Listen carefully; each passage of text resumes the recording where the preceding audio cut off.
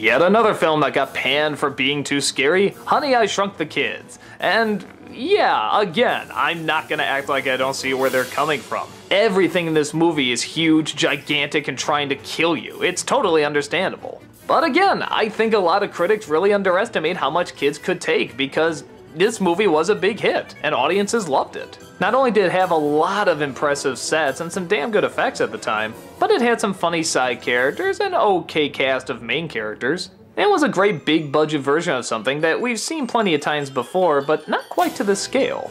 Rick Moranis is a scientist who's trying to create a machine that, you guessed it, can shrink things. But everything he tries to shrink down keeps blowing up in his face, literally.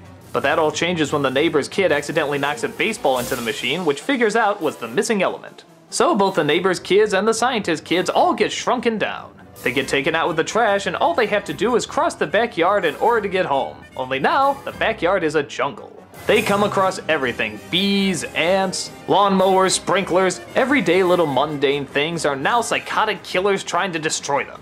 When I was a kid, I really enjoyed this film, and even today I do find I like it, but nowadays I find I enjoy more the technicals of it, like the sets, or the animatronics, or the stop motion, things like that. The story and characters aren't bad, they're just kind of okay, with the exception maybe Rick Moranis and Matt Frewer as the neighbors. The kids are kind of generic kids. You got your geeky little dweeb, you have the jock, you have the pretty girl, you have the pretty boy, of course they're gonna fall in love. It's fine. I mean, I can't think of anything that was really painful to go through. I guess I would have liked a little bit more though. But again, that's not the focus. The focus is the effects. That's pretty much how the story is told. Characters walk, talk a bit, then they come across an effect. Characters talk, walk a bit, then they come across an effect. And it's fine, that's what most kids want to see, and I guess that's what most adults want to see too.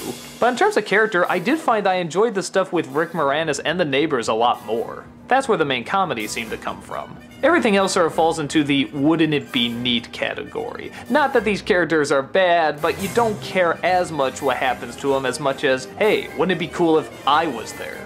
I want to eat that giant cookie, I want to ride that giant ant, I want to do all this stuff. Except maybe the stuff that's trying to kill you, that we could skip. So overall, it's an okay film with some really cool effects in it. If the effects weren't there, it'd probably be a bit of a bore, but they are, and they're impressive, and the story leads to a lot of great grand effects, and they're fun to check out. Some scenes can be a little intense for younger kids, but again, nothing bloody, nothing really that terrifying. It's just intense. Check it out for yourself and find out.